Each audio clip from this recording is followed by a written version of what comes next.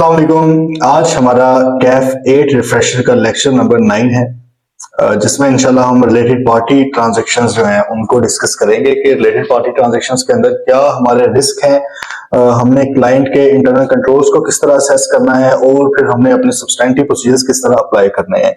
Last कुछ lecture जो थे हमारे उसके अंदर हमने सब्सटेंटिव प्रोसीजर्स को डिटेल में डिस्कस किया है और बाकी ये भी जो चैप्टर है रिलेटेड पार्टीज का और आगे भी जो आज हम पढ़ने लगे हैं 11 एंड 12 आपका रिलायंस ऑन अदर्स, उसके अंदर भी आपके सब्सटेंटिव प्रोसीजर्स भी इन्वॉल्व हैं, लेकिन ये स्टैंडर्ड जो चैप्टर्स हैं थोड़े स्टैंड लोन उन्होंने बना दिए कि इसके अंदर तमाम चीजें ही डिस्कस कर दी हैं, सिर्फ सब्सटेंटिव डिस्कस नहीं हुए, पूरे की पूरी उनकी असेसमेंट किस तरह होनी है, इंटरनल कंट्रोल्स को किस तरह देखना है और सारी चीजें वहां पे डिस्कस की गई हैं। ठीक है जी, तो रिलेटेड पार्टी ट्रांजेक्शंस को देख लेते हैं। आई बिलीव मैंने पहले आपको बताया भी होगा कभी कि रिस्क असेसमेंट जो उसके क्वेश्चंस आते हैं उसमें रिलेटेड पार्टी जो है आईजा 550 ये भी, क्योंकि इसके अंदर बहुत मैसिव रिस्क होता है। रिलेटेड पार्टीज आपको पता है जी ओवरराइड ऑफ कंट्रोल करती हैं, फ्रॉड का रिस्क भी इसके अंदर आ जाता है। देन जो कंट्रोल्स आपने बाकियों के लिए बनाए होते हैं वो रिलेटेड पार्टीज के लिए तो नहीं होते, और रिलेटेड पार्टीज इन्वॉल्व होके अक्सर क्या करती हैं आपके मिसस्टेटमेंट्स या फ्रॉड के अंदर ये उसको रिजल्ट करती हैं। ठीक है, तो आपने जब भी रिस्क असेसमेंट के क्वेश्चंस करने हैं तो आपके माइंड में गोइंग कंसर्न भी होना चाहिए, आपके माइंड में आईजा 550 भी होना चाहिए क्योंकि ये भी बहुत बड़ा रिस्क है, फ्रॉड भी होना चाहिए, बाकी आईजा 315 वगैरह तो आपको आइडिया है। ठीक है जी, तो रिलेटेड पार्टीज को डिस्कस कर लेते हैं। अब बुक में इन्होंने एनरॉन का स्कैंडल लिखा हुआ है, आई बिलीव आप लोगों ने पढ़ा होगा, सुना होगा, तो अब इसके ऊपर हम टाइम नहीं अपना जी लगाएंगे। तो आईजा IAS 24 रिलेटेड पार्टी डिस्क्लोजर्स का स्टैंडर्ड है। IAS 24 आपसे कुछ रिक्वायरमेंट्स उसकी हैं, वो आपसे रिक्वायर करता है कि जी आपने रिलेटेड पार्टीज को किस तरह डिस्क्लोज करना है, आपने लाजमी बताना है, बेशक वो क्वांटिटेटिवली मटेरियल ना भी हो लेकिन वो हमेशा क्वालिटेटिवली मटेरियल होती हैं। हमने मटेरियलिटी पढ़ी हुई है आईजा 320 के मुताबिक, उसके अंदर हमने ये डिस्कस चीज की हुई है कि भाई आपकी जो मटेरियलिटी है उसको हम कैलकुलेट नहीं करते, हम उसको डिटरमिन करते हैं। डिटरमिन करने का वर्ड इसलिए यूज होता है कि आपने ना सिर्फ उसकी फिगर्स निकालनी है भाई, बल्कि आपने क्वालिटेटिव एस्पेक्ट को भी देखना है। क्वालिटेटिव एस्पेक्ट्स जो होते हैं उसके अंदर फिगर्स तो नहीं होती, ठीक है, मतलब डायरेक्टर्स बेशक कोई भी ट्रांजेक्शन नहीं कर रहे, स्टिल दे आर मटेरियल, आपने उनको देखना है, क्यों? क्योंकि क्वालिटेटिव फैक्टर उसके अंदर आ जाते हैं। इस तरह रिलेटेड पार्टीज के अंदर भी क्वालिटेटिव फैक्टर्स आ जाते हैं। तो IAS 24 जो आपको बताता है कि आपने डिस्क्लोजर्स किस तरह देखने हैं, आपने रिलेटेड पार्टी की एग्जिस्टेंस को किस तरह देखना है, आपको रिलेटेड पार्टीज की डेफिनेशन भी वो गाइड करता है वहां पे। तो IAS 24 के मुताबिक भी वही हमने चीजें देख लेनी है। ठीक है, फिर हमने ये देखना है कि risk of material misstatement high क्यों होता है, ये हमने अभी डिस्कस कर लिया है, क्योंकि भाई जाहिर है वो क्लाइंट के डायरेक्टर्स होते हैं, वो क्लाइंट के डायरेक्टर्स के रिलेटिव्स हो सकते हैं, वो क्लाइंट की सब्सिडरी या होल्डिंग कंपनी हो सकती है। ठीक है, तो उनके अंदर ऑब्वियसली रिस्क तो है क्योंकि उनके पास कंट्रोल है। जब भी कंट्रोल किसी बंदे के पास आता है तो आपको पता है कि स्पेशली पाकिस्तान के अंदर तो जो जितना बड़े पोजीशन के ऊपर है वो उतना ही मतलब कि वो और तरह का बंदा होता है। ठीक है, तो ये कुछ इश्यूज हैं रिलेटेड पार्टीज के जिसकी वजह से इनके अंदर रिस्क असेसमेंट रिस्क असेसमेंट आपको करनी पड़ती है और हाई रिस्क आपको नजर आता है। इनके लिए कंट्रोल्स, इंफॉर्मेशन सिस्टम वगैरह इसको ओवरराइड करना बड़ा इजी होता है। अब इसके अंदर भी कुछ इनहेरेंट लिमिटेशंस होती है। इनहेरेंट लिमिटेशन एक तो ये है कि भाई हो सकता है कि मैनेजमेंट को ही ना पता हो कुछ रिलेटेड पार्टीज का। ठीक है, मतलब ऊपर जो डायरेक्टर साहिबान है उन्होंने अपने तौर पर कोई जानने वाले हैं, कोई दोस्त यार दोस्त है, उनके साथ ट्रांजेक्शंस की हुई हैं, निचले लेवल की मैनेजमेंट को आइडिया ही नहीं है कि भाई वो रिलेटेड पार्टीज भी पाई जाती हैं। या कई बार क्या होता है कि क्योंकि रिलेटेड पार्टीज होती हैं उनकी अक्सर ट्रांजेक्शंस को रिकॉर्ड भी नहीं किया जाता। ठीक है, कि कोई नहीं यार चौधरी साहब आए थे वो चीज लेकर चले गए, अब उसको रिकॉर्ड भी नहीं आपने किया, तो कई बार फिर आप अनअवेयर भी होते हैं। लेकिन कई बार most of the time management जो है वो जानबूझ के छुपा रही होती है इसको, तो वहां पर आपका फ्रॉड रिस्क फैक्टर्स भी इन्वॉल्व हो जाते हैं वहां पे। ठीक है जी, कुछ डेफिनेशंस हैं। डेफिनेशंस ये हैं कि भाई आर्म्स लेंथ ट्रांजैक्शन क्या होती है। आर्म्स लेंथ का आपको पता है मार्केट टर्म्स के ऊपर जो चीज हो रही है उसको आर्म्स लेंथ ट्रांजैक्शन कहते हैं।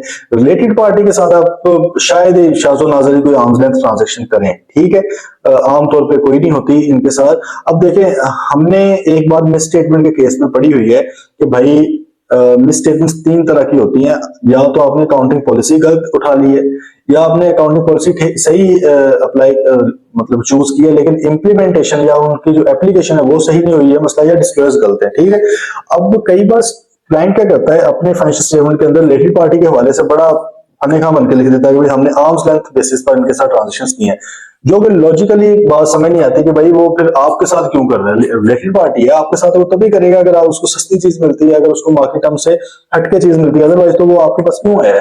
बात आ रही है समझ। अच्छा, अब जब ये हीरो बनते हैं क्लाइंट इस तरह लिख कर, तो फिर एक बड़ा मसला ऐसा है कि भाई उनके इस दावे को, इस अजर्शन को, ये अजर्शन है ना उनकी इस रिप्रेजेंटेशन को हमने वेरीफाई तो करना है किस तरह, तो फिर हमने उसको भी देखना होता है। लेकिन अगर उन्होंने लिखा हुआ नॉन आर्म्स लेंथ बेसिस पे होती है, तो हमें पता है नॉन आर्म्स लेंथ बेसिस पर करने के लिए भी फिर बीच में कंपनीज एक्ट भी आ जाता है। तो क्या कानून की रिक्वायरमेंट्स को पूरा करते हुए आपने नॉन आर्म्स लेंथ बेसिस पर की है या नहीं की। अब IAS 24 की जिस तरह डिस्क्लोज की रिक्वायरमेंट्स है, इसी तरह बड़ी एक्सप्लिसिटली डिक्लेयर्ड जो आपकी रिक्वायरमेंट्स हैं वो कंपनीज एक्ट की भी हैं। कंपनीज एक्ट का हमने लास्ट लेक्चर में भी डिस्कस किया कि 4th या 5th स्केड्यूल अप्लाई होता है, तो उसकी भी कुछ रिक्वायरमेंट्स हैं रिलेटेड पार्टीज के ऊपर स्पेसिफिकली, तो वो भी आपने उनको भी देखना होता है। ठीक है, अब रिलेटेड पार्टी की डेफिनेशन बताने लगे हैं। पहले नंबर पर तो वो कह रहा है कि जो आपकी AFRF के अंदर लिखी हुई है, अब हमारा AFRF कौन सा है, IFRS के अंदर ही आता है IAS 24, उसके अंदर डेफिनेशन बताई हुई है ऑलरेडी रिलेटेड पार्टी की। ठीक है, फिर हमारा कानून जो लोकल है, कंपनीज एक्ट है 27, उसके अंदर भी रिलेटेड पार्टी की डेफिनेशन डिटेल में बताई हुई है, आप लोगों ने पढ़ी भी होगी वो कैफ 7 के अंदर। ठीक है, तो अगर तो भाई आपका AFRF बता रहा है तो ऑब्वियसली वही है, लेकिन अगर वो खामोश है तो फिर भी स्टैंडर्ड आइजा 550 कहता है भाई मैं खामोश नहीं रह सकता, बहुत बड़ा रिस्क है रिलेटेड पार्टी के अंदर। अब कहीं आप ये बहाना बना देंगे कि हमें तो पता ही नहीं है AFRF के अंदर रिलेटेड पार्टी की कोई डेफिनेशन नहीं है, तो हमें पता ही नहीं है कि डेफिनेशन इसकी क्या है, हमें तो आइडिया नहीं है रिलेटेड पार्टी क्या होती है। तो भाई मैं बताता हूँ आपको क्या है। अगर आपकी AFRF के अंदर नहीं उसकी डेफिनेशन बताई गई, तो फिर उसने ये बता दिया कि ये आपको आइडिया है कि यही आमतौर पर AFRF के अंदर भी है, कोई भी पर्सन जिसके ऊपर आपका डायरेक्ट या इनडायरेक्ट कंट्रोल है, या जिसका आपके ऊपर इनडायरेक्ट या डायरेक्ट कंट्रोल है, वो आ गया। फिर कोई दूसरी एंटिटी जो कॉमन ओनरशिप के अंदर हो, या कॉमन कंट्रोल के अंदर हो, या कॉमन की मैनेजमेंट हो, या आपके जो ओनर्स है वो क्लोज फैमिली मेंबर है, मतलब है कि ABC लिमिटेड है, उसका जो CEO है वो एक बंदा है, उसी का भाई आपका XYZ लिमिटेड का CEO। तो अब ये दोनों कंपनी आपस में क्या हो गई है, वो हो गई है रिलेटेड पार्टीज हो गई है। CEO बेसिकली ओनर्स होने चाहिए, मैं ज्यूम कर रहा हूँ CEO ओनर भी है। वैसे CEO आपको पता है कि अदर देन शेयर होल्डर्स भी हो सकते हैं। ठीक है, ये मैं इसलिए इस तरह का कोई कॉन्सेप्ट शेयर करता हूँ कि आपके माइंड में खुद आएगा यार उधर तो ये चीज है, तो बेशक जो CEO है वो अदर देन शेयर होल्डर भी हो सकता है। अच्छा, ये ऑब्जेक्टिव आइजा 550 का क्या है। फर्स्ट ऑब्जेक्टिव है भाई ये कि हमने सबसे पहले तो रिलेटेड पार्टी रिलेशनशिप्स और ट्रांजेक्शंस को आइडेंटिफाई कर लेना है। ठीक है, हमने ये देख लेना है कि भाई कोई फ्रॉड रिस्क फैक्टर्स तो नहीं है। पहले तो आइडेंटिफिकेशन मसला है ना, एक आइडेंटिफाई नहीं होता। पहले तो हम क्लाइंट को जाकर भाईजान लिस्ट एक प्रोवाइड करते हैं, जो भी आपके रिलेटेड पार्टी, क्लाइंट ने कहा यार ये FS के अंदर लिखा हुआ है, क्योंकि IAS 24 और कंपनीज एक्ट दोनों ये चीज रिक्वायर करते हैं कि आपने रिलेटेड पार्टीज के नाम लिखने हैं अपने फाइनेंशियल स्टेटमेंट्स के अंदर, उनके साथ बेसिस ऑफ रिलेशनशिप क्या है, किस बेस पर वो आपकी रिलेटेड पार्टी बनी है वो भी आपने लिखना है, और उनके साथ क्या क्या ट्रांजेक्शन हुई है ड्यूरिंग ईयर वो भी आपने लिखना है। तो एक तो उधर से आपको आइडिया हो गया। बाकी लेकिन जाहिर है हम सिर्फ उन पे तो नहीं रहेंगे, यही तो मसला है कि उन्होंने तमाम के तमाम रिलेटेड पार्टी रिलेशनशिप्स या ट्रांजेक्शन डिस्क्लोज नहीं की हुई। तो फिर हम दूसरी तरफ भी जाते हैं। दूसरी तरफ क्या है भाई कि जो आपने अप्रोप्रिएटली क्या डिस्क्लोज करती है, क्या उनको अकाउंट फॉर भी कर दिया हुआ IAS 24 के मुताबिक या नहीं किया हुआ, उसको अभी हम देख लेते हैं। ठीक है जी, तो पहला तो ऑब्जेक्टिव आ गया to obtain an understanding of RP relationships and transactions. तो भाई पहला सवाल फिर आता है कि कौन रिस्पॉन्सिबल है टू प्रिपेयर फाइनेंशियल स्टेटमेंट्स। आपको पता है कि भाई मैनेजमेंट ही आपकी रिस्पॉन्सिबल है, तो आप मैनेजमेंट के पास जाते हैं, मैनेजमेंट से पूछ लेते हैं भाईजान बता दें जरा लिस्ट वगैरह रिलेशनशिप्स ट्रांजैक्शंस बताने वो बता देते हैं आपको। ठीक है, फिर आप एक अंडरस्टैंडिंग लेते हो कंट्रोल्स की कि सर आपके कौन से कंट्रोल्स हैं, कौन से प्रोसीजर्स हैं, कौन से SOPs हैं जिसके थ्रू आप रिलेटेड पार्टी को आइडेंटिफाई करते हो। मतलब कुछ तो होगा ना कि यार जो भी रिलेटेड पार्टी होगी फलां बंदे के पास पहले जाके अपना रिकॉर्ड करवाएगी, नेम करवाएगी, या सिर्फ एक बंदा है या दो बंदे हैं वही रिलेटेड पार्टी के साथ डील करते हैं, तो आप इसलिए बड़े श्योर हैं कि भाई हमने जो रिलेटेड पार्टी रिलेशनशिप या ट्रांजेक्शन लिखी है वो सारी की सारी मौजूद हैं। तो आपने एक तो पहले उनसे देख लेना है। अब यहाँ पर एक बहुत ही अहम बात है, बात इंपॉर्टेंट नोट उसने करके आपको बता दी। वो कहता है कि if the controls are not present, अगर रिलेशनशिप्स या ट्रांजैक्शंस के ऊपर कंट्रोल्स मौजूद ही नहीं है, तो ये इतना बड़ा रिस्क है, इतना बड़ा मसला है that auditor will not be able to obtain sufficient appropriate audit evidence, therefore modify the opinion in accordance with ISA 705। In accordance with का मतलब है कि ऑब्वियसली अगर वो मटेरियल है तो क्वालिटेटिव क्वालिफाइड ओपिनियन आ जाएगा, और अगर वो मटेरियल एंड प्रोग्रेसिव है तो एडवर्स ओपिनियन आपका आ जाएगा in case of scope limitation. ठीक है जी, बल्कि सॉरी उस केस में आइजा 705 में क्या हो जाता है, अगर आपकी स्कोप लिमिटेशन है, मटेरियल है, तो आपका क्वालिफाइड ओपिनियन है, और अगर आपका प्रोवेसिव है तो फिर तो डिस्क्लेमर की तरफ बात चली जाती है। ठीक है, आमतौर पर क्योंकि ये सिर्फ एक हेड है, ये इतना नहीं होता प्रोमिनेंट या इतना बड़ा नहीं होता, प्रोवेसिव इफेक्ट नहीं होता कि आप डिस्क्लेमर की तरफ जाएं, लेकिन अगर आपको स्टिल माइंड में इसको रखना चाहिए। अब देखें यहाँ पे कितनी अहम बात है, हमने पूरे ऑडिट के अंदर कहीं पर भी ये चीज नहीं पड़ी हुई कि सिर्फ कंट्रोल्स के बेस पर आप ओपिनियन बनाओगे।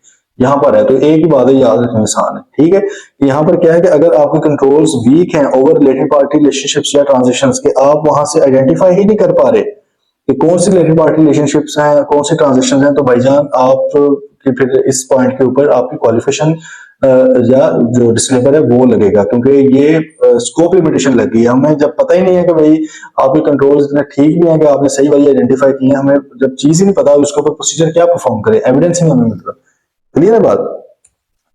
Then sharing related party information, अब उन्होंने भाई आपके साथ इन्फॉर्मेशन सारी शेयर करनी है, किस नेचर की रिलेशनशिप में कौन कौन सी ट्रांजेक्शंस हुई हैं, तो आपने प्रोफेशनल स्केप्टिसिज्म अप्लाई करते हुए चीजों को देखना है। हो सकता है कि एक चीज वो बताएं, उससे जुड़ी हुई और भी ट्रांजेक्शंस आपके सामने निकल आए, डॉक्यूमेंट्स वगैरह को इंस्पेक्ट करें, उनको देखें क्या उधर से आपको कोई रिलेशनशिप से ट्रांजेक्शन वगैरह नजर आती हैं या नहीं आती। ठीक है, अब अगर आपने ये ऊपर वाली चीजें तो परफॉर्म कर ली है, लेकिन ये कुछ रिस्क अब आपके सामने आ गए, जैसे रिस्क आ गया रिलेटेड पार्टी ट्रांजेक्शन में not be properly account for and disclose. हो सकता है कि भाई प्रॉपर्ली वो चीज डिस्क्लोज ही ना की गई हो, ठीक है, अकाउंटिंग उसकी सही तरह ना की गई हो IAS 24 के मुताबिक, तो आप सिंपल जाएंगे कि इसको आपके किस तरह रिस्पॉन्स देंगे कि आप उनके क्लाइंट के पास जाएंगे, आप कहेंगे यार हमने ये फलां फलां प्रोसीजर्स परफॉर्म करने हैं। प्रोसीजर्स आप क्या करेंगे, एक कंफर्म और discuss specific aspects of the transaction with intermediaries such as banks, law firms, guarantors और एजेंट्स। मतलब अगर आपको लग रहा है कि भाई रिस्क है मुझे कि हो सकता है कि सही तरह कॉन्फोर्ड नहीं किया, तो भाईजान जाएं जरा जिसके साथ भी रिलेटेड पार्टीज जहां पे इन्वॉल्व हो सकती हैं उनके साथ आप कॉरेस्पॉन्डेंस करें, उनसे डिस्कस करें मैटर्स के, वहां से कोई इंफॉर्मेशन मिलती है आपको। ठीक है, then confirming the purpose, specific terms और amounts of transaction with related party के साथ कंफर्मेशन को भेजें, उनसे डिस्कस करें कि भाई क्या क्या आपके साथ एग्रीमेंट्स हैं, किन तरह की टर्म्स हैं, तो फिर देख लें क्या वो तमाम टर्म्स जो अकाउंट फॉर और डिस्क्लोज की गई हैं या नहीं की गई। ठीक है जी, देन आपका आइजा 315 के मुताबिक अगर आपका ये रिस्क है कि significant related party transaction outside the normal course of business shall be treated as significant. देखिए आइजा 315 जो है वो आपको कहता है कि भाई जहां पर भी outside normal course of business transaction हुई है रिलेटेड पार्टी के साथ, तो हमेशा सिग्निफिकेंट रिस्क है उसके साथ। नॉर्मली आप इस तरह की ट्रांजेक्शंस नहीं करते, लेकिन अगर आपने किसी बंदे के साथ की है रिलेटेड पार्टी के साथ, तो उसके अंदर सिग्निफिकेंट रिस्क, जैसे उसने कहा कॉम्प्लेक्स इक्विटी ट्रांजेक्शंस, मतलब है कि इक्विटी ट्रांजेक्शंस क्या है कि आपने किसी कंपनी ने इन्वेस्ट किया, उसमें किसी ने किया, उसमें किसी ने किया, इस तरह का कॉम्प्लेक्स किया गया है कि जो अल्टीमेट बेनिफिशियल ओनर है यूबीओ है उस तक आप पहुंच नहीं सकते। यूबीओ तक पहुंचना अल्टीमेट बेनिफिशियल ओनर तक है, असल में किसके पैसे हैं, असल में किसकी इन्वेस्टमेंट इतना ज्यादा जरूरी है कि SSCP की भी इसके ऊपर भाई बहुत सख्ती है कंपनी एक्ट के थ्रू, और इंटरनेशनली भी अब बहुत ज्यादा इसके ऊपर जो सख्तियां आने लगी, स्पेशली पाकिस्तान में जब FATF का वो मसला हुआ था तो उसके बाद से। ठीक, देन आप लीजिंग वगैरह की तरफ चले जाते हैं। लीजिंग में क्या है कि मुफ्त में लीज मिल गई है, पैसे कोई नहीं दे रहे, इस तरह की चीजें, तो अब ये भी कॉम्प्लेक्स किस्म का, क्योंकि आमतौर पर तो नहीं ऐसा होता। Sales transaction with usually large discounts और रिटर्न्स, बहुत बड़े बड़े डिस्काउंट्स आप दे रहे हैं। ठीक है, तो मतलब मार्केट में आमतौर पर मैक्सिमम 10-15% डिस्काउंट देते हैं, किसी एक पार्टी को आपने 50% 60% तक डिस्काउंट दिया हुआ है, तो ये भी outside normal course of business है। सिग्निफिकेंट रिस्क है कि भाई कंपनी का पैसा बाहर निकाली जा रहे हैं किसी ना किसी तरह, तो कंपनी को नुकसान पहुंचा रहे हैं, क्योंकि हमें पता है कि हम जब ऑडिट रिपोर्ट भी देते हैं तो हम वहां पर लीगल रिक्वायरमेंट्स के अंदर भी एक बात लिखते हैं, all investments made and expenditures incurred are for the purpose of business. सही है, बिजनेस के लिए है, वो किसी और काम के लिए नहीं किए गए, तो आपने देखना है। फिर आप सर्कुलर अरेंजमेंट की ट्रांजेक्शन, सर्कुलर अरेंजमेंट क्या होती है, आपको सेल एंड लीज बैक वगैरह आपको इसका आइडिया है। ठीक है, फिर रीपरचेज रेपो ट्रांजेक्शन होती है, रीपरचेज ट्रांजेक्शन के भाई हम आपको बेच रहे हैं लेकिन वापस भी खरीद लेंगे, तो ये मतलब जो सर्कुलर इस तरह की होती है ना, ये भी कॉम्प्लेक्स हो सकती है, इसमें भी आपने थोड़ा सा गौर करना है चीजों को। ठीक है, तो अब इसके ऊपर भी सिंपल है कि आपने सबसे पहले तो देख लेना है कि क्या उसके ये जो नॉर्मल कोर्स ऑफ बिजनेस से बाहर ट्रांजैक्शंस हैं उनके पीछे क्या कॉन्ट्रैक्ट्स हैं, क्या एग्रीमेंट्स हैं, पहले तो अच्छे से उनको स्टडी करें। देखें भाई कि क्या कोई बिजनेस रैशनल को नजर आता है, उसके अंदर कोई बिजनेस सेंस को नजर आती है कि क्यों ये वाला ट्रांजेक्शन की गई है, क्योंकि देखिए कोई भी बिजनेस है वो कमर्शियल सेंस के अलावा काम नहीं करना चाहिए उसको। तो अपने आप को नुकसान तो नहीं पहुंचाना, तो अगर तो आपको बिजनेस रैशनल उसके पीछे नजर नहीं आता तो इसका मतलब है कि भाई कोई ना कोई तो फायदा देने की कोशिश की गई है। फिर आपने मैनेजमेंट से भी इंक्वायरी कर लेनी है, मैनेजमेंट से इंक्वायरी की, अब आपने वो एग्रीमेंट वगैरह भी पढ़े हैं, देखें जरा दोनों का आपस में कोऑपरेशन होती है, क्या दोनों आपस में फिट बैठ रहे हैं, कंसिस्टेंट है या नहीं है, इन चीजों को आप देख लें। फिर देखें कि क्या वो अप्रोप्रिएटली अकाउंट फॉर भी की गई है ट्रांजेक्शन, ये तो नहीं कि छोड़ दी गई है कि यार देखो मुफ्त में चीज दी थी अब क्या इसको रिकॉर्ड करना है, इस तरह की चीजें तो नहीं है कहीं। ठीक है, ऑथराइजेशन वगैरह के ऊपर देख लें क्या वो हुआ है, ऑथराइज है प्रॉपरली या नहीं है, ट्रांजेक्शन ओवर कॉम्प्लेक्स तो नहीं है, अनयूजुअल टर्म्स ऑफ ट्रेड तो नहीं है, तो ये मतलब सारी जनरल सी चीजें हैं।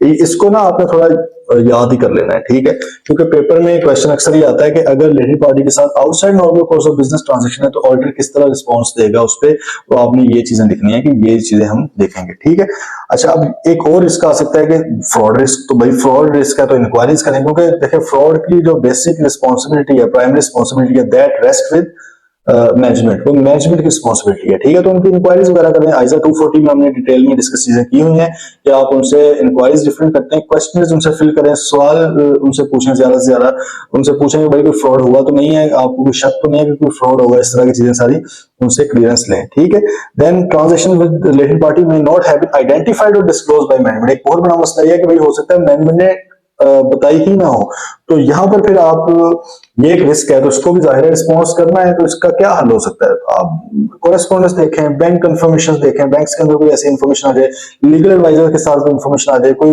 रेगुलेटरी बॉडीज के साथ आ जाए, शेयर होल्डर्स की मीटिंग देखें, डायरेक्टर्स की मीटिंग्स देखें, उसके अंदर किसी बंदे का आपको कोई नाम पता चल सकता है कि कोई आया हो। ठीक है जी, इनकम टैक्स रिटर्न्स देखें, उसके अंदर तो नहीं कोई आया हुआ किसी बंदे को पैसे दिए हैं, लिए हैं, कहीं से आए हैं, तो बेसिकली आपकी यहाँ पे कोशिश ये होनी चाहिए कि भाई मैक्सिमम हम वो वाले डॉक्यूमेंट्स को इंस्पेक्ट करें जहां पे कोई ना कोई थर्ड पार्टी इस तरह की आ सकती है, क्योंकि हमारा रिस्क क्या है कि एंटिटी ने हमें तमाम की तमाम रिलेटेड पार्टी रिलेशनशिप्स और रिलेटेड पार्टी ट्रांजेक्शन नहीं बताई, तो हल उसका यही है कि भाई जहां जहां पर वो उनके नाम हो सकते हैं वो सारा कुछ आप देखें। ठीक है जी, अब आगे मसला आ गया, अब ऊपर वाले तो रिस्क है ना आपके। ठीक है, तो रिस्क में अब ये है कि रिस्क जब फिर आपने देखा रिस्पॉन्स दिया तो आपके सामने सिचुएशंस आ गई डिफरेंट, आपके सामने भाई दो सिचुएशंस आई, एक तो आई के आइडेंटिफिकेशन ऑफ प्रीवियसली अनआइडेंटिफाइड और अनडिस्क्लोज्ड रिलेटेड पार्टी और सिग्निफिकेंट रिलेटेड पार्टी ट्रांजेक्शन।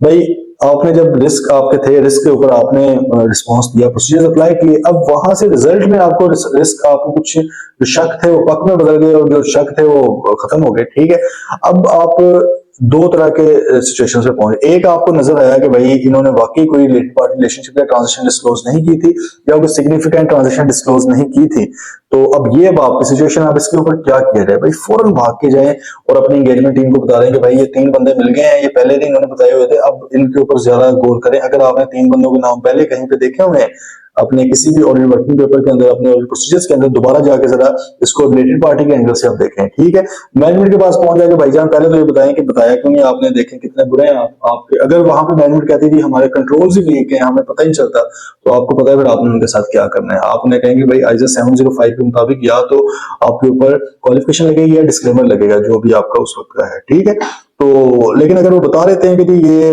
मसाइल थे, सॉरी हम भूल गए, और जस्टिफिकेशन भी उसके पीछे ठीक है, रीजनेबल है कि बाकी चीजें उन्होंने बताई हैं, कुछ भूल गए थे, तो वो आपने उन्हें कहना है कि चलें जी अब हमने बंदा तो ढूंढ लिया, अब इसके साथ जो जो रिलेटेड पार्टीज ट्रांजेक्शन आपकी हुई हैं वो आप हमें सारी बता दें। ठीक है, तो वो बता दें और आप इसको अप्रोप्रिएटली अकाउंट फॉर कर लें, डिस्क्लोज कर लें। ठीक है, क्लाइंट अगर कहता है भाई हमने डिस्क्लोज नहीं करना है इसको, तो अब उसके अंदर फिर मसला आ गया कि क्या कोई फ्रॉड रिस्क फैक्टर तो नहीं है इसके अंदर, ये जो डिस्क्लोज नहीं करना चाह रहे उसको आपने असेस करके उसके मुताबिक फिर अपनी कर लेना है।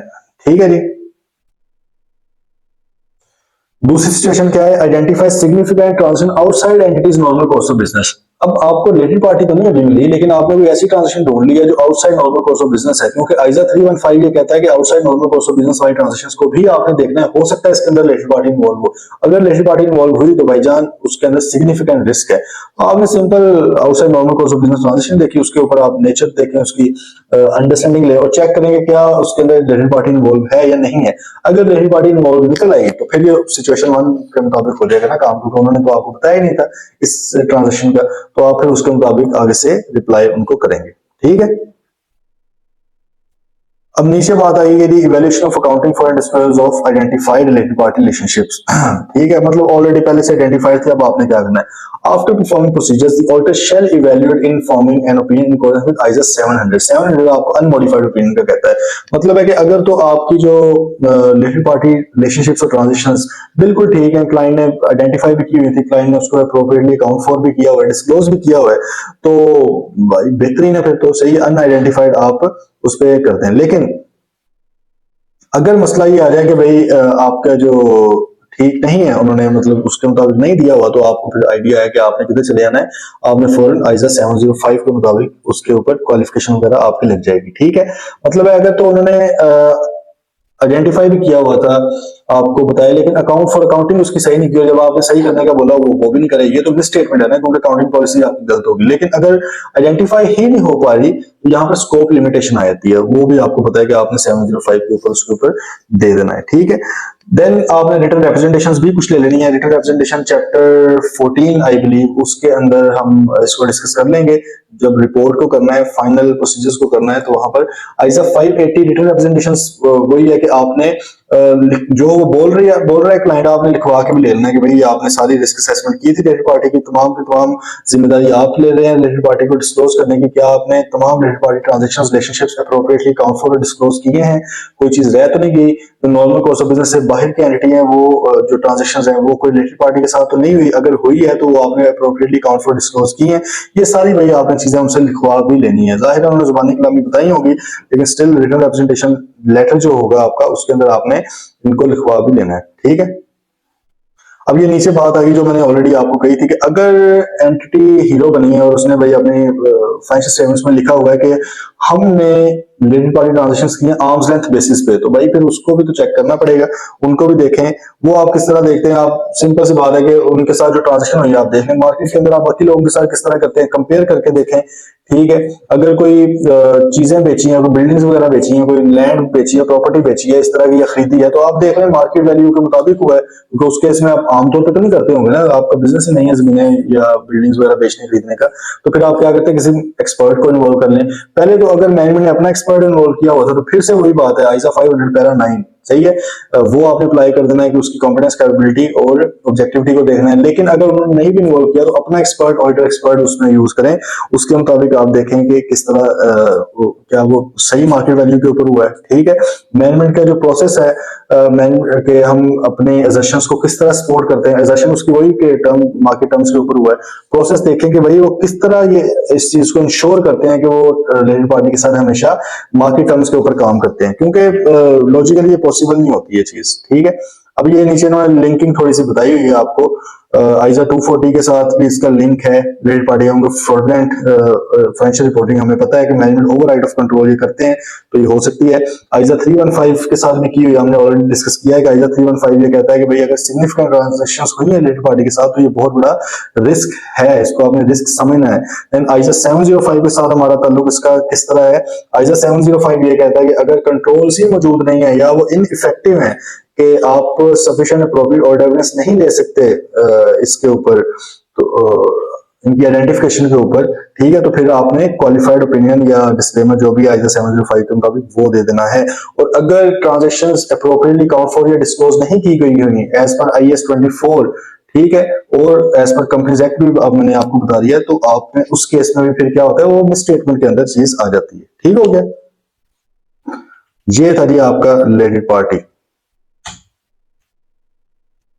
चलेंगे, अब नेक्स्ट आपका है रिलायंस ऑन अदर्स, चैप्टर 12 आईकैप की बुक का रिलायंस ऑन अदर्स। इसके अंदर दो तरह के लोग आ जाते हैं, एक तो आपका इंटरनल ऑडिटर आ जाता है आईजा 610, वो हम देख लेते हैं, और एक आपका आईजा 620 जो है ऑडिटर एक्सपर्ट। जिस तरह मैनेजमेंट का एक्सपर्ट होता है, तो भाई ऑडिटर का भी एक्सपर्ट हो सकता है। ठीक है, अब इसमें एक स्टैंडर्ड आईजा 600 वो आपको नहीं बताया हुआ, वो होता है आपका ग्रुप फाइनेंशियल स्टेटमेंट्स। अगर कंसोलिडेशन वगैरह हो रही हो, तो उस केस में आपने कंपोनेंट ऑडिटर्स, मतलब अगर आप पूरे के पूरे ग्रुप का ऑडिट खुद नहीं कर रहे, 5 सब्सिडरीज हैं और एक पेरेंट है, आप पेरेंट का भी कर रहे हैं और 3-4 सब्सिडरीज का कर रहे हैं, लेकिन 1-2 सब्सिडरीज बाहर है किसी और मुल्क में, वहां का आप नहीं कर रहे, लेकिन वो इंपॉर्टेंट है, मटीरियल है, तो उनका ऑडिट कोई और कर रहा होगा, वो उसको हम बोलेंगे कंपोनेंट ऑडिटर, तो उसके ऊपर अप्लाई कर, सिर्फ आपको वर्ड बता दिया। अगर कभी आपको गुडविल के ऊपर आ जाए, गुडविल के ऊपर प्रोसीजर परफॉर्म करने और उसमें कोई इस तरह की बात लिखी हो कि जी किसी एक आधी सब्सिडरी का आप ऑडिट नहीं कर रहे, तो आपने फिर उस सब्सिडरी के ऑडिटर को क्या बोलना है, कंपोनेंट ऑडिटर बोलना है।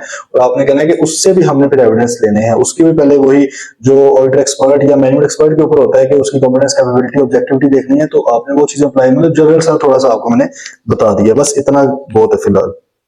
अच्छा, इंटरनल ऑडिटर्स के ऊपर आ जाएं। आईजा 610 है जी, इंटरनल ऑडिटर्स।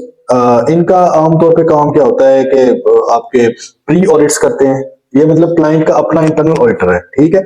ये जो है जिसको जिस बंदे ने हायर किया है उससे तो इंडिपेंडेंट नहीं हो सकता, मतलब अगर डायरेक्टर्स ने हायर किया है, ऑडिट कमेटी आमतौर पे करती है।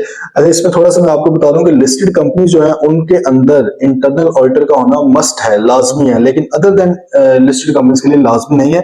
लेकिन फॉर गुड गवर्नेंस प्रैक्टिस अगर आप रखना चाहते हैं, थोड़ा सा बेहतर सिस्टम करने के लिए, तो आप इंटरनल ऑडिटर रख भी सकते हैं, ऑब्वियसली अच्छी बात है। लेकिन लिस्टेड कंपनी के लिए तो मस्ट है, there must be an internal audit function in a listed company. ये आपका code of corporate governance regulations हैं, वो कहती हैं कि लिस्टेड कंपनी के लिए लाजमी है। अच्छा, अब इनका काम क्या होता है? इनका काम ये होता है कि आप मोस्टली प्री ऑडिट्स करते हैं, ठीक है। इनको ऑडिट कमेटी आमतौर पे हायर करती है। प्री ऑडिट से मुराद क्या है कि भाई कोई भी काम ट्रांजेक्शन करने से पहले इनको दिखा दी जाती है, फिर बाद में पोस्ट ऑडिट भी करते हैं। फिर ये क्लाइंट के जो थोड़े आपके कम्युनिकेशन वगैरह हैं, इंटरनल कंट्रोल्स हैं, उनको भी उसके ऊपर भी थोड़ी नजर रखते हैं, ऑपरेशंस वगैरह के ऊपर भी नजर रखते हैं। आपकी इनकी कोशिश होती है कि ये जो तीन बातें हैं, 3 E's इसको बोला जाता है, इकोनॉमी, एफिशिएंसी एंड इफेक्टिवनेस, इनको हम आमतौर पर वैल्यू फॉर मनी ऑडिट्स भी कहा जाता है कि क्या जो ट्रांजेक्शन या जो ऑपरेशंस हो रहे हैं उनके अंदर इकोनॉमी है, बचत हो रही है, सही तरह हो रही है चीजें, एफिशिएंसी है, इफेक्टिवनेस है, ये आपको आइडिया है इन टर्म्स का, ठीक है। तो इन तीनों चीजों को देखते हैं इंटरनल ऑडिटर्स भी। और इसके अलावा आप कंप्लायंस वगैरह को भी देख लेते हैं, ठीक है। बतौर इंटरनल ऑडिटर आपने उनकी देखनी है कि रेगुलेटरी फ्रेमवर्क्स जो भी हैं अप्लाई होते हैं, क्या उनके साथ तमाम कंप्लायंस हो रही है। सेक्रेटरी साहब जो होते हैं उन्होंने आमतौर पर कंप्लायंस करनी होती है, इन्होंने सिर्फ उसको चेक कर लेना होता है और उसके ऊपर प्रोसीजर्स अप्लाई करने होते हैं कि क्या वो चीजें हुई भी हैं या नहीं हुई। और इसी तरह फाइनेंशियल इन्फॉर्मेशन जो है उनको भी रिव्यू कर लेना, मतलब लेजर्स वगैरह, ट्रायल बैलेंस बन रहे हैं, थोड़ा उनको भी रिव्यू करें क्या वो बन रहे हैं सही। इंटरनल ऑडिटर का काम नहीं है उनको बनाना, वो बनाना अकाउंट्स डिपार्टमेंट का काम है, लेकिन इंटरनल ऑडिटर उनको एग्जामिन या रिव्यू कर सकता है, क्योंकि मैंने आपको जैसे बताया कि प्री ऑडिट भी करते हैं और पोस्ट ऑडिट भी, फौरन जो साथ साथ चीजें चल रही होती हैं, ये उसको भी देख लेते हैं। इसके अलावा अगर कोई मसला मसाइल आ जाए, तो फ्रॉड हो गया, कुछ इस तरह के इश्यूज हैं, तो वहां पर स्पेशल इन्वेस्टिगेशंस भी ये कर सकते हैं। अब ये जो लोग होते हैं ना, ये परमानेंट एम्प्लॉय भी हैं और बैठे होते हैं वहां पर ही, क्लाइंट के प्रेमिसेस पर ही होते हैं आमतौर पे, लेकिन इसको भी कई लोग आउटसोर्स भी कर देते हैं इंटरनल ऑडिट डिपार्टमेंट, लेकिन होते हैं परमानेंट ही है, मतलब इन्होंने क्लाइंट की हर चीज को जो जो इनके जिम्मे लगाई गई है उसको इन्होंने देखना होता है। तो क्लाइंट को इनसे बड़ा बेनिफिट हो रहा होता है, ऑब्वियसली ये उनका सही सारा सियास फैद देखते हैं। एक्सटर्नल ऑडिटर जो होते हैं उनको तो क्लाइंट बड़ी चीजें दिखाता ही नहीं, छुपा जाता है चीजें, लेकिन इंटरनल ऑडिटर जो होते हैं उनके पास तमाम चीजों का आइडिया होता है। अब इनका कंपैरिजन बताया गया है, कंपैरिजन सिंपल सा है, इसको देख लीजिए, कोई ऐसा इसमें नहीं है। आईजा 610 क्या कहता है? आईजा 610 आपको वही कहता है कि आप इंटरनल ऑडिटर अगर मौजूद है तो आप उसको भी यूज कर सकते हैं, दो तरीके से यूज कर सकते हैं, ठीक है। या तो आप उसके जो किए हुए काम को इस्तेमाल कर लें, using the work of internal auditors, या आप क्या करते हैं उसको डायरेक्ट असिस्टेंस के लिए इस्तेमाल करते हैं उस ऑडिटर को, मतलब है कि आपके अंडर वो काम करता है, आप कोई काम करवाना चाहते हैं आप करवा सकते हैं, लेकिन ये सब करने से पहले तो आपने क्लाइंट की परमिशन भी लेनी है। और आप आमतौर पे जब आईजा 210 के मुताबिक एंगेजमेंट लेटर भेजते हैं, आप उसके अंदर भी मेंशन कर देते हैं कि सर अगर इंटरनल ऑडिटर आपके पास है तो हमें उनकी जरूरत पड़ सकती है, ठीक है। नेवरदलेस जब आप उनके साथ असल में काम करना स्टार्ट करते हैं तो आप उनके साथ भी एक एग्रीमेंट भी कर लेते हैं कॉन्फिडेंशियलिटी का, कि भाई जो जो चीजें भी हमारी आपस में होंगी आपने बाहर अपने मैनेजमेंट को नहीं बतानी, ठीक है। और आप एक अप्रोच डिसाइड कर लेते हो किस तरह काम होगा, ठीक है जी। तो अब आईजा 610 आपको दो तरह की ऑब्जेक्टिव्स बताता है। वो कहता है अगर तो आपने इंटरनल ऑडिटर के काम को इस्तेमाल करना है, यूज करना है, तो आपने फिर डिटरमिन करना है whether that work is adequate for purpose of the audit. जो उसने काम, मतलब है कि हो सकता है ना कि आप उसके फ्रॉड के ऊपर उसने इन्वेस्टिगेशन की, या आप उसी रिपोर्ट के ऊपर रिलाई करना चाह रहे हैं, तो पहले तो देखिए क्या उसने इन्वेस्टिगेशन एडिक्वेट की थी, उसकी जो रिपोर्ट है वो रिलायबल है, उसके ऊपर किया जा सकता है। एक तो ये अगर आपने इस्तेमाल उसके काम को किए कराए करना है, लेकिन अगर डायरेक्ट असिस्टेंस है तो फिर आपने अप्रोप्रिएटली डायरेक्ट भी करना है, सुपरवाइज भी करना है, रिव्यू भी करना है। और एक बात याद रखनी है, अपनी ऑडिट रिपोर्ट के अंदर आप जिम्मेदारी उसके ऊपर नहीं डाल सकते इंटरनल ऑडिटर के ऊपर, क्योंकि जो रिस्पॉन्सिबिलिटी है ओपिनियन देने की, ऑडिटर रिस्पॉन्सिबिलिटी पैराग्राफ के अंदर आप लिखते हैं कि भाई आइजाज के मुताबिक रिस्पॉन्सिबिलिटी सारी की सारी मेरी एक्सटर्नल ऑडिटर की है, आप उसके ऊपर जिम्मेदारी नहीं डाल सकते। लेकिन हाँ, अगर कहीं पे कोई क्वालिफिकेशन वगैरह है या कोई स्कोप लिमिटेशन, मतलब कोई पैराग्राफ आपने ऐड करना है, वहां पे आपको लगता है कि यूजर्स की अंडरस्टैंडिंग के लिए मैं थोड़ा बता दूं कि ये जो मैं बात कर रहा हूँ इसके अंदर इंटरनल ऑडिटर से मैंने काम लिया था या उसके काम के ऊपर भी रिलाई किया, तो आप उस हद तक रेफर जरूर कर सकते हैं उसका नाम, लेकिन आप उसके ऊपर जिम्मेदारी नहीं डाल सकते हैं, क्योंकि the sole responsibility of audit opinion rest with the external auditor, भाई वो आपकी अपनी जिम्मेदारी है। ठीक है जी। अब यहाँ पर भी सर आपने वही है कि उनकी क्योंकि इंटरनल ऑडिटर है, एक्सपर्ट ही है मैनेजमेंट का भी, ठीक है, तो आपने तीन चीजें उसकी देख लेनी है। सबसे पहले तो आपने उसकी ऑब्जेक्टिविटी देख लेनी है, क्या वो ऑब्जेक्टिव है, क्या वो इंडिपेंडेंट है। ऑब्वियसली अगर हम बात करें कि एक्सटर्नल ऑडिटर और इंटरनल ऑडिटर में से ज्यादा इंडिपेंडेंट कौन है, तो वो ऑब्वियसली एक्सटर्नल ऑडिटर है, क्योंकि वो उसके और भी क्लाइंट्स हैं, वो और भी जगह पे काम करता है, वो सिर्फ इसके ऊपर रिलाई नहीं करता। और उसको ये वैसे थ्योरेटिकल बात है कि higher users of financial statements ने किया, लेकिन ऑडिट मैनेजमेंट का करना है, ठीक है। लेकिन इस केस में क्या होता है, आपका इंटरनल ऑडिटर क्योंकि उनका एम्प्लॉई होता है परमानेंट या चाहे आउटसोर्स भी किया हो, लेकिन मंथली आपको पता है पैसे जाते हैं उस फर्म को जिसको भी आउटसोर्स किया है, तो वो उस हद तक इंडिपेंडेंट तो नहीं होते, लेकिन still we have to check their objectivity कि क्या बिल्कुल ही फारिग हैं। अगर तो बिल्कुल ही फारिग हैं तो भाई फिर उसके साथ क्या काम करना है, तो ऑब्जेक्टिविटी को देखें, उसमें उसको देख लेंगे भाई किसने इसको हायर किया था, क्या कोई कॉन्फ्लिक्टिंग रिस्पॉन्सिबिलिटी तो नहीं है, मतलब ये तो नहीं है कि इंटरनल ऑडिटर भी है अकाउंट्स भी देखता है, तो ये तो मसला आ गया, अपनी चीज को कैसे गलत कहता होगा। प्रोफेशनल कोई क्वालिफिकेशन है इसके पास, कोई प्रोफेशनल बॉडी का ये मेंबर है, ये बेसिकली आप जनरल सी चीजें इनको देख लीजिएगा। देन आपका कॉम्पिटेंस, उसकी अहलियत काबिलियत देखें कि भाई कोई प्रोफेशनल बॉडी का वो मेंबर है, ये काबिलियत इधर से भी आ जाती है आपकी। एडिक्वेट ट्रेनिंग वगैरह उसने ली हुई है अपने काम की, क्या वो प्रॉपर कोई पॉलिसीज वगैरह को अप्लाई करता है, प्रोसीजर्स को अप्लाई करता है, जब हायर किया जाता है इंटरनल ऑडिटर्स को, क्या वहां पर कोई है कोई क्राइटेरिया है कि हमने फलां बंदे सिर्फ एक सीए को 5 साल एक्सपीरियंस वाले को 2 साल एक्सपीरियंस वाले को करना है, या बस जो भी आ रहे हैं उसको रख लेते हैं लोग, ठीक है, इसको आपने देख लेना है।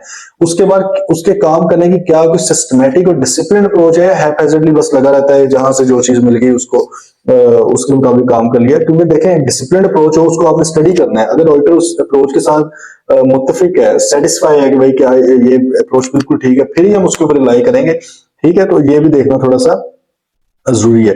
अब नीचे उसने एक अहम बात कर दी, if any of the above factors regarding objectivity competence and discipline approach are lacking, अगर इसमें से कोई भी पॉइंट लैक कर रहा है, नहीं मौजूद या बहुत कम है, इनइफेक्टिव है, ISA 610 states that the external auditor shall not use the work of internal auditor, आप उसका काम इस्तेमाल ही करेंगे, लेकिन काम इस्तेमाल करने से रोका है आपको, आपको उससे असिस्टेंस लेने से नहीं रोका, क्योंकि जब असिस्टेंस लेनी है तो फिर किसकी मर्जी से होना है, डायरेक्शन किसकी होनी है, प्लानिंग किसकी होनी है, अप्रोच किसकी होनी है, सारा कुछ एक्सटर्नल ऑडिटर का होना है। उसने सिर्फ एज अ जूनियर या एज एन असिस्टेंट आपकी हेल्प करनी है, वहां पे असिस्टेंस लेने से आपसे नहीं रोका, ये आपने याद रखनी बात। अगर ये तीनों चीजें मौजूद नहीं है तो आप उसके किए हुए काम को इस्तेमाल नहीं कर सकते, लेकिन आप ऑब्वियसली उसको डायरेक्ट असिस्टेंस में इस्तेमाल कर सकते हैं।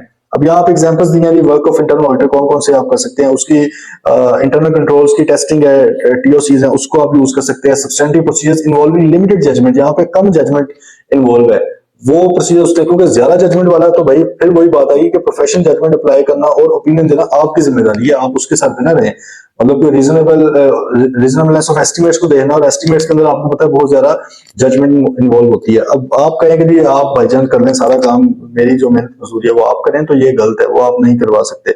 ऑब्जर्वेशन ऑफ इन्वेंट्री काउंट छोटा मोटा काम है, ये आप उससे करवा लें, ठीक है। Tracing transaction through the information system relevant to financial reporting, आप उसे कह सकते हैं कि यार ये आपने कोई ट्रायल बैलेंस के पीछे लेजेस निकाले होंगे, सारे सही है, लेजेस के पीछे आपने वाउचर्स वगैरह निकाले होंगे, वो जरा मुझे दिखा दें अगर हैं तो, ठीक है। Testing of compliance with regulatory requirements के साथ टेस्ट, अब उसने जो कुछ भी किया हुआ है इन दी एंड फिर बात यह है कि जिम्मेदारी भाई आपकी है, ठीक है। आपने ये देख लेना है कि क्या आपने उसको फिर अपने तौर पे रिव्यू किया है, सुपरवाइज किया है, सफिशिएंट अप्रोप्रिएट और एविडेंस आपने लिया है कि जो उसने कंक्लूजन निकाले हुए थे वो सही भी है या नहीं है, क्योंकि रिस्पॉन्सिबिलिटी सारी आपकी है। अगर तो भाई उसके अंदर मसाइल आ जाए, मतलब ठीक नहीं है चीज, तो आप दोबारा फिर ये डिसाइड करते हो क्या उसी के काम उसी से मजीद काम करवाना है या आप अपने तौर पर काम देखना चाह रहे हैं, ठीक है जी। तो ये आप थोड़ा सा देख लेते हो, बाकी आपने पहले से उसके साथ एग्री कर लेना है, टाइमिंग ऑफ वर्क, कब आपने जो भी काम करना है वो करना है, नेचर ऑफ वर्क परफॉर्म वो क्या थी, एक्सटेंट ऑफ ऑडिट कवरेज किस हद तक उसने कवर किया, materiality, performance materiality, sample size वगैरह, ये सारा कुछ, ठीक है जी।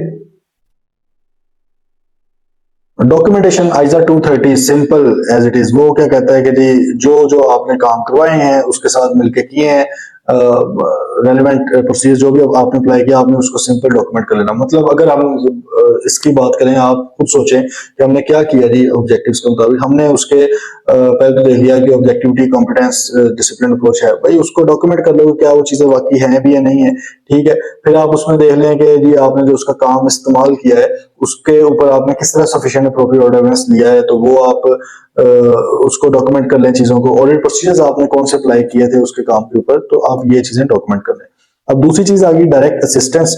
डायरेक्ट असिस्टेंस जो है वो आप ये भी वहां पे कर सकते हैं जहां पर आपको मतलब जजमेंट आपकी कम इन्वॉल्व है, आपको जहाँ पे एफर्ट्स कम करनी पड़ रही हैं, तो आप वो चीजें उनसे करवा सकते हैं। आमतौर पर छोटे मोटे काम जो है वो आप अपने इंटरनल ऑडिटर से असिस्टेंस उसमें ले सकते हैं, लेकिन उसमें भी सारी जिम्मेदारी आपकी है, क्योंकि अगर रिस्क और मटेरियल स्टेटमेंट ज्यादा है, वो काम आपने उसके ऊपर छोड़ दिया है, तो हो सकता है कि वो ऑब्वियसली उस तरह से ना कर सके जैसे आपने करना था, तो आपने थोड़ा सा इन चीजों को देखते हुए उससे काम करवाने हैं, ठीक है।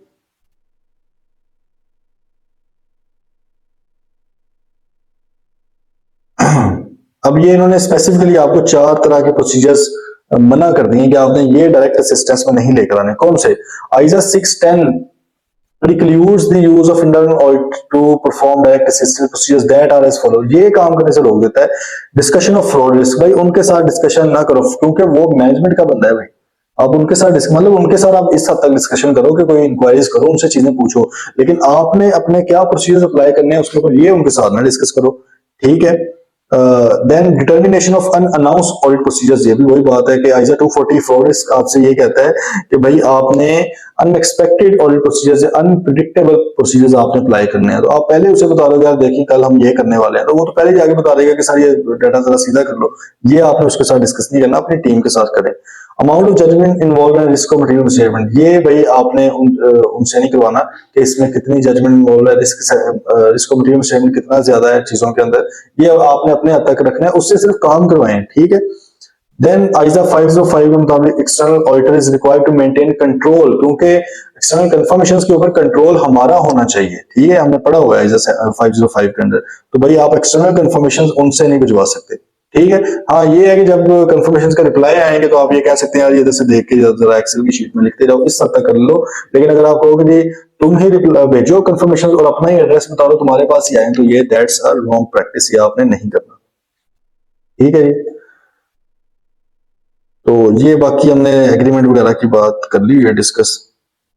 तो इसमें भी डॉक्यूमेंटेशन वही है कि जो एग्रीमेंट्स हुए होंगे उसको डॉक्यूमेंट कर लें, जो जो काम उससे करवाया है वो कर लें, काम देने के पीछे क्या रीजन थी आपकी, काम को आपने किस तरह रिव्यू किया, कब रिव्यू किया, ये चीजें आपने डॉक्यूमेंटेशन में ले आनी है। सही है जी। अब नेक्स्ट आपका एक छोटा सा जो यहाँ पे स्टैंडर्ड का बताया हुआ है वो क्या है, आईजा 620, उसको हम जरा क्विकली डिस्कस कर लेते हैं। Using the work of an auditor's expert, जिस तरह भाई मैनुअल का एक्सपर्ट होता है उस तरह ऑडिटर जो है उनका भी एक्सपर्ट होता है। मतलब कि कोई भी बंदा जो अकाउंटिंग और ऑडिट के फील्ड के अलावा है, या टैक्स भी आप लगा लें, टैक्स अगर आपको आता है तो, क्योंकि जरूरी नहीं है कि हर ऑडिटर टैक्स के अंदर भी एक्सपर्ट होंगे, टैक्स बिल्कुल एक अलग फील्ड है। ऑडिट फर्म्स के अंदर भी अक्सर ही होता है एक डिपार्टमेंट आपका ऑडिट का होता है, कोई अकाउंटिंग वगैरह को देख रहा होता है, और टैक्स का बिल्कुल अलग होता है, ठीक है। तो खैर आप देख लें भाई, अगर आप एक्सपर्ट नहीं है तो आप लेके आ सकते हैं। आमतौर पर उन्होंने बताया एक्सपर्ट्स आप लीगल ओपिनियंस के लिए लीगल एडवाइजर्स होते हैं, उनसे आप कोई लीगल ओपिनियन ले सकते हैं क्लाइंट के मैटर्स के ऊपर। फाइनेंशियल इंस्ट्रूमेंट्स उनकी वैल्यूएशन, आपको आइडिया है fair value through PNL, fair value through OCI और अमोर्टाइज्ड कॉस्ट वगैरह ये वो। अब अगर फाइनेंशियल इंस्ट्रूमेंट्स बहुत ज्यादा मौजूद है आपके क्लाइंट के पास, वहां पर उनकी फेयर वैल्यू को निकालना वो आपका काम नहीं है, ऑडिटर आमतौर पर जनरली ये काम नहीं करता। Then you have to involve the relevant expert. Then land building वगैरह की पीपी की वैल्यूएशन आ गई, तो फेयर वैल्यू वो हम तो नहीं करते, उसके अंदर तो कोई प्रॉपर्टी का वैल्यू आता है उसके अंदर, ठीक है, उनसे आप करवाते हैं। तो ये इस तरह estimation of oil and gas reserves, अगर आपको क्लाइंट है उसके रिजर्व्स है ऑयल एंड गैस का, ऑयल एंड गैस आप तो नहीं वहां पे ढूंढ सकते कितने, उसके लिए भी आपको बंदे इन्वॉल्व करने पड़ जाते हैं। इस तरह आपका जो है interpretation of contracts, laws, regulations, contracts वगैरह अगर बहुत कॉम्प्लेक्स नेचर के उनको थोड़ा अंडरस्टैंडिंग लेनी है तो आपको लॉयर वगैरह उसके अंदर बीच में लाने पड़ेंगे। एनालिसिस ऑफ कॉम्प्लेक्स और unusual tax compliance issue, tax के अगर बड़े कोई मसाइल हैं, आप खुद एक्सपर्ट नहीं है, आप उसमें बंदा लेके आ सकते हैं। इस तरह आपने वो ग्रेचुटी वगैरह का भी आपको आइडिया होगा, प्रोविडेंट फंड ग्रेचुटी, उसमें भी एस्टिमेट्स करने होते हैं। उसका IAS 26 है, उसके ऊपर लगता है IAS 19 भी है, एम्प्लॉय बेनिफिट्स, तो वो भी ये कहता है कि भाई आपने एस्टिमेट्स भी करना है कि अगले सालों में कितने लोग रिटायर हो जा रहे होंगे, कितने लोग फोत हो रहे होंगे, जिसको आपको पैसे देने पड़ सकते हैं। सॉरी, अब उसके अंदर भी इसको असेस करना, एस्टिमेट करना वो ऑडिटर का काम नहीं है, वो नहीं कर सकता। तो एक्चुअरीज होते हैं उस केस में भी, तो आप एक्चुरियल जो सर्विसेज देते हैं, सर्विस प्रोवाइडर्स हैं, उनको अपना एक्सपर्ट भी रख सकते हैं। ठीक है जी। तो ये आमतौर पे आप इसमें कर लेते हैं। ऑब्जेक्टिव आईजा 620 का क्या है भाई? सबसे पहले तो मकसद ये है हमारा कि क्या आपने ऑडिटर एक्सपर्ट इन्वॉल्व भी करना है या नहीं करना। दूसरे नंबर पे अगर इन्वॉल्व कर लिया तो क्या उसका जो काम है वो एडिक्वेट है या नहीं है, उसको देखना है। ठीक है। Assessing the need for an expert. Need भाई आप देख सकते हैं, फैक्टर्स आप देखें कि मैटर कौन सा है, कॉम्प्लेक्स कितना मैटर, कम कॉम्प्लेक्स है तो ऑब्वियसली आप हो सकता है इग्नोर करेंगे, चलो खुद ही देख लेंगे। सिग्निफिकेंट कितना का मैटर वो वाला, अगर ज्यादा सिग्निफिकेंट हो तो बेहतर है कि जिसका काम उसी को साझे, जो एक्सपर्ट है उसको आप इन्वॉल्व करें। रिस्क और मटेरियल स्टेटमेंट किस हद तक है, और ऑडिटर के पास और कौन से ऑडिट प्रोसीजर्स अवेलेबल है अगर एक्सपर्ट को नहीं रखा है, क्योंकि ऑब्वियसली एक्सपर्ट को लाने की कॉस्ट भी है, सही है। वो कॉस्ट आपने एक तो प्लानिंग फेज पे जब आप अंडरस्टैंडिंग लेने गए थे क्लाइंट की सारी, जब आपने client acceptance and continuous procedures perform किए थे, वहां पर ही आपको एक आइडिया होना चाहिए था। इसलिए कहते हैं प्लानिंग बहुत ज्यादा इंपॉर्टेंट है। वहां पर आपको आइडिया हो गया था कि यार इसके अंदर ये चीजें जिसके अंदर हम तो एक्सपर्ट नहीं, हमें एक्सपर्ट इन्वॉल्व करना पड़ेगा। तो जब फिर आपने फी कोट की होगी आइजा 210 के अंदर अपने क्लाइंट को, तो वहां पर आपने उसको पहले बता दिया होगा कि भाई मुझे एक्सपर्ट इन्वॉल्व करना पड़ना है, उसकी भी एस्टिमेटेड कॉस्ट कितनी है। अगर क्लाइंट वहां पे कहता है कि यार नहीं ये कॉस्ट आपकी बहुत ज्यादा बढ़ गई है, तो मतलब हो सकता है ना कि स्टार्ट में मसाइल आ गए हैं तो आप फिर विड्रॉ भी कर जाते हैं उस चीज से, अगर आपकी बहुत ज्यादा जरूरी होता है। लेकिन अगर तब आपने नहीं बताया, अब आप अचानक क्लाइंट को कहें तो भाई ये भी गलत है ना, ज्यादती है। तो प्लानिंग जब आपको कहा गया था करने की तो आप वहां पे ही कर लेते हैं। अब आपने उसके काम को देखना है तो आप उसकी कॉन्फिडेंस वगैरह को देखें। प्रायर एक्सपीरियंस आपका उसके साथ किस तरह का है, डिस्कशन करें। और जो ऑडिटर्स हैं जिन्होंने उसी एक्सपर्ट के साथ काम किया उनके साथ डिस्कशन करें, यार ये वाकई सही काम ये बंदा करता है, उसकी क्वालिफिकेशन वगैरह को देख लें, अंडरस्टैंडिंग लें भाई एक्सपर्ट के फील्ड की, वो किस तरह काम करता है, उसके ऑब्जेक्टिव्स क्या है, आप मतलब किस ऑब्जेक्टिव के लिए उसका जो काम है उसको यूज करना चाह रहे हैं, क्या आपके ऑब्जेक्टिव्स पूरे हो रहे हैं। एक्सपर्ट के साथ अपना एक एग्रीमेंट आप बनाएं, उसके साथ तय करें nature scope objectives of experts work, responsibility उसकी क्या होगी, आपकी ऑडिटर की क्या होगी, किस तरह की रिपोर्ट उसने आपको प्रेजेंट करनी है। ठीक है, उसकी भी फॉर्म, एक्सपेक्टेड फॉर्म, कंटेंट वगैरह भी कर लें, कॉन्फिडेंशियलिटी एग्रीमेंट उसके साथ कर लें आप। ठीक है, फिर आपने उसके काम को, उसकी एडिक्वेसी को देखना है। ठीक है, उसमें आप वही रेलिवेंस, रीजनेबलनेस देख लें, क्या एक्सपर्ट का जो काम है वो कंसिस्टेंस है अदर ऑडिट एविडेंस के साथ, मतलब आपके पास कोई और एविडेंस है वो कुछ और कह रहा है, रिपोर्ट कुछ और कह रही है, तो वहां पे मसाइल आ सकते हैं। सिग्निफिकेंट assumptions जो ली हैं एक्सपर्ट ने अपने उसमें, क्योंकि देखें मोस्टली एक्सपर्ट यूज किया जाता है एस्टिमेट्स के लिए, जो चीज एक्चुअल पड़ी हुई है उसके ऊपर तो वैसे ही पता लग जाएगा ना कि इसका क्या कॉस्ट है क्या रेट है, लेकिन मसला आता है फेयर वैल्यू वगैरह निकालना एस्टिमेट्स। तो फिर उसकी उसने जो assumptions ली हैं एस्टिमेट्स को निकालने के लिए, एनपीवी वगैरह निकाली है, नेट प्रेजेंट वैल्यू, तो आपने अगर वो मतलब उसमें आती है तो आपने उसको भी देखना है कि जो assumption है क्या वो रीजनेबल है भी या नहीं है, और जो डाटा उसने यूज किया क्या वो डाटा रेलेवेंट था काम के, क्या वो एक्यूरेट था, क्या वो कंप्लीट था। इन चीजों को आपने देख लेना है। तो आपने बेसिकली सबसे पहले उसकी कॉम्पिटेंस कैपेबिलिटी ऑब्जेक्टिविटी को देखा है, फिर आपने अंडरस्टैंडिंग ले ली उसके फील्ड की, फिर आपने उसके साथ टर्म्स ऑफ एग्रीमेंट जो थे आपके वो देख लिए, फिर आपने उसके काम की एडुकेसी को देख लिया। ठीक है, if the auditor decides that the work of expert is not adequate, अगर उसे लगता है कि भाई एडिक्वेट नहीं है, he is required to agree additional work with expert, वो हो सकता है कि यार ये काम तुमने काफी नहीं किया, ये कुछ और काम भी कर लो, तो वो करेगा। या उसने कहा कि नहीं यार मैं खुद ही एडिशनल ऑडिट प्रोसीजर परफॉर्म कर लूंगा, बस तुम अल्लाह के वास्ते तुम जहां से निकलो। अगर उसको लगता है कि भाई उसका काम एडिक्वेट नहीं है, ठीक है, and the auditor can not resolve the matter through additional audit procedure. देखें एक मसला था उसके अंदर, हमें लगा कि हमारी एक्सपर्टीज नहीं है, हमने एक एक्सपर्ट इन्वॉल्व किया, एक्सपर्ट ने जो काम किया हमें वो भी एडिक्वेट नहीं लग रहा, हमने कहा यार चलो खुद हाथ पांव मारते, खुद हाथ पांव मारने की दोबारा कोशिश की है, फिर कुछ नहीं हुआ। अब इसका मतलब क्या है कि एविडेंस ही नहीं हमें मिल रहा। ठीक है, तो ये तो ऑब्वियसली फिर मसाइल आ गए इसके अंदर, तो हमें स्कोप लिमिटेशन भी इस केस में लग जाएगी। आईजा 705 के मुताबिक हमें उसके ऊपर अपना करना पड़ेगा। लेकिन यहाँ पे भी जैसे हमने ऊपर रिलायंस ऑन अदर्स में इंटरनल ऑडिटर की बात की थी कि आप अपनी ऑडिट रिपोर्ट के अंदर बिला वजह रेफर नहीं करेंगे उसको, क्योंकि रिस्पॉन्सिबिलिटी सारी आपकी है। कहीं यूजर ये ना समझ आए यार रिस्पॉन्सिबिलिटी ये तो किसी और बंदे की थी, हमारे ऑडिटर को तो पता ही नहीं था। ये नहीं करना, ऑडिट ओपिनियन बनाना आपकी एक्सटर्नल ऑडिटर की जिम्मेदारी है। तो जैसे आपने इंटरनल ऑडिटर के केस में उसके ऊपर जिम्मेदारी नहीं फेंकी, इधर भी आपने नहीं करना, आपने सारा काम उसका रिव्यू करके अपने मुताबिक फैसला लेना है।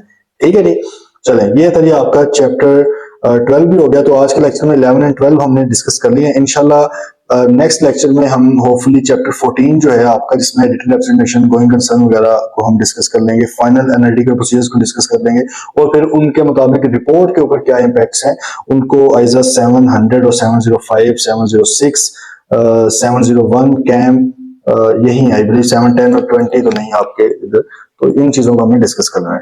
टिल देन टेक केयर, अल्लाह हाफिज।